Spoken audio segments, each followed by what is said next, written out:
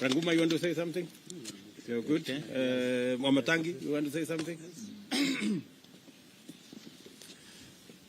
Thank you very much. While congratulating and welcoming our brothers from the MDG party to this coalition that has shown this country that indeed we can achieve what has hitherto in the past seemed unachievable, and that is building one country, one nation, whereby during elections, the question of where you come from or which language you speak, which community that you have lived in, ceases to matter, and what matters is our national intention to build one country and for all Kenyans to live in a unified nation where opportunity is spread equally. And so I want to say welcome to Kenya Kwanza. We are the coalition that has opened a new chapter, given this country a new deal, whereby we know that under the leadership of our president-elect, William Samoei Ruto, this country will start to realize the development that should have been in the past many wasted years when there was conflict. And while saying that, I want to urge those that were competing with us on the other side, the Azimio coalition group and their leadership, that Kenyans are exhausted and tired. We can't continue with this kind of game that has been played over the years. And it is important for us to raise the red flag on what has now been identified clearly as a premeditated and calculated move every time when we hold elections, that IEBC is placed as one of the games that will be played by the leadership intending to discredit the results after Kenyans have expressed their intention. And this started, as has been said earlier here, all the way from the times of Kivuitu. We saw what happened in KICC those days. After that, then came the Isaac Hassan Commission. Same story, same script. At the end of the day, when there was intention to discredit and refuse the results, then IBC became the culprit. We have seen it now again this time. I'm wondering, and we in Kenya Kwanza are wondering, indeed and urging the police, the first thing they should have done is to take action. We saw somebody in front of cameras punching a Chebukati. Why hasn't this guy been taken to court as of now? We saw commissioners bleeding after being injured. Why hasn't this guy been taken to court? Those are electoral offenses. We saw intentional destruction of property in front of cameras. Why haven't those guys been charged for having broken the laws of this land during the pronouncement of an election that was conducted under the eyes and observation of international observers? And what you are saying is this game is up. We can't continue to buy this script that IBC becomes the bad guy after the results are out and they don't please one side. And then secondly, it is important for us to tell the country that it is time to move on. It is time to move on. People are ready. Kenyans are waiting. They are holding their breath. They want to go to work. They want to get busy. Our children want to learn in an atmosphere where there is no anxiety. Can we have the breath and exhale that we want? Because we did our elections, Kenyans went to the polls. They expressed their will. And what we are asking is, because our competitors have chosen to go to our courts of law, then wait for the justice you went to seek in the courts.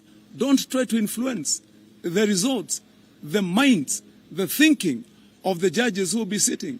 We know and we have had results that have come from the Supreme Court, even many times to the favor of our competitors. They won the last time when they went to the Supreme Court. Why not now? So we are asking you, please, be still. Don't interfere with the judiciary. Let the judiciary make its own decision with the matters that you took to court. And we are certain, we are sure that the same results will be what Kenyans expressed during the elections, that they chose one William Samoei Ruto to be the leader of this country, to be the 5th president of the Republic of Kenya. Let us continue that way, and I want to urge all Kenyans. Let's get to work.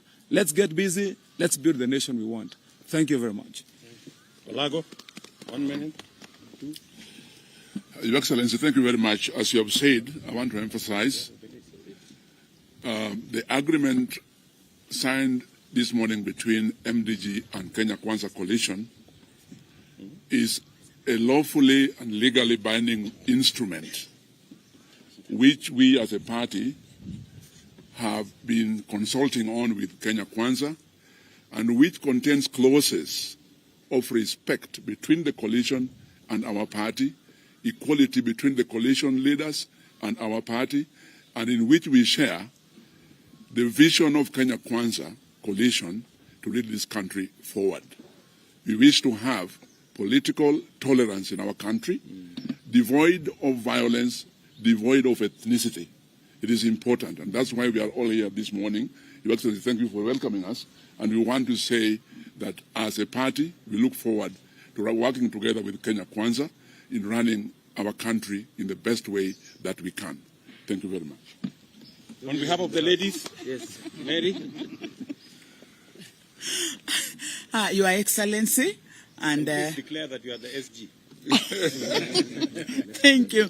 Yes, Your Excellency, I am the Secretary General of MDG, and I'm very proud this afternoon, together with my party leader, to bring members of MDG to Kenya Kwanza Coalition. Your Excellency, it has not been easy. And I love it when you say that we are coming in as equal partners. We have been treated to very bad scenarios. We've been treated as stepchildren. We've been treated as the outsiders. And I'm very, very proud that today we are coming in a coalition that will treat us with respect, that will treat us with decorum, that will treat us as equal partners.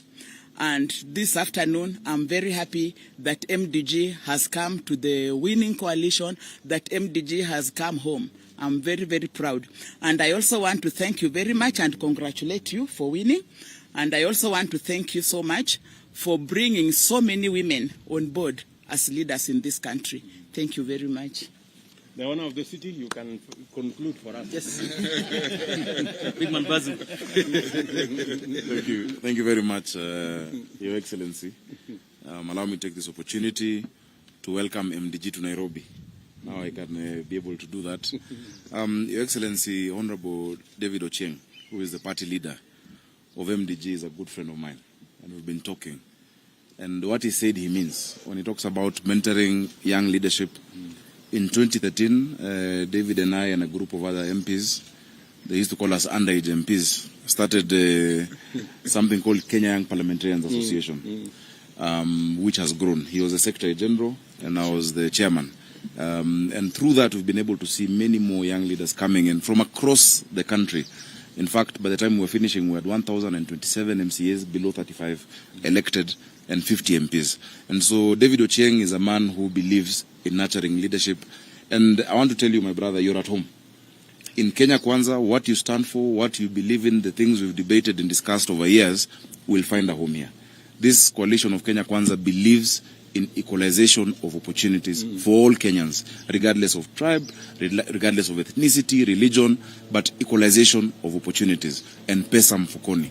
What this country needs today is economic rejuvenation, which is what you believe in, I've discussed with you, which is what President-elect William Ruto in Kenya Kwanza is offering. So you'll find yourselves at home, feel at home. Karibuni Kenya Kwanza. And I'm grateful I've seen my colleague, City Senator.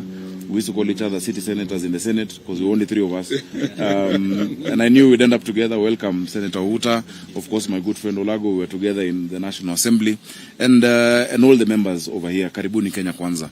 I think the sentiments that have been shared, I want to associate myself with, that Kenyans have moved on. My people in Nairobi are back in their shops. They are doing their business. Kenyans have been peaceful.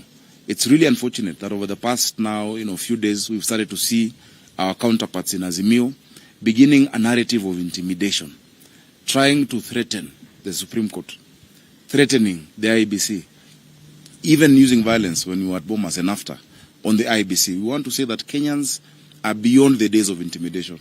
If intimidation and deep state did not give you the election, it will not give you victory at the Supreme Court. This election was decided at the polling stations. More than 46,000 polling stations. We've seen now an attempt to introduce a boogeyman called a hacker. The election was not decided by any portal. The election was not decided in any computer. Unless you're calling the 7 million plus voters who voted for President-elect William Ruto hackers, then we're all hackers. But that decision was made there.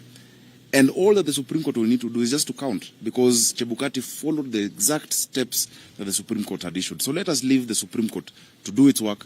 Let's leave institutions to do their work. The future of this country will be built on strong institutions that are respected. So let us stop the intimidation. Let us stop inciting Kenyans. There is only one person by law who is allowed to declare a president-elect.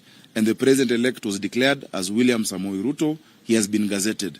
When you declare yourself the same, you're trying to incite Kenyans. I'm happy that one of the places that has always been an epicenter of violence, which is Nairobi, is very, very peaceful, and people are happy.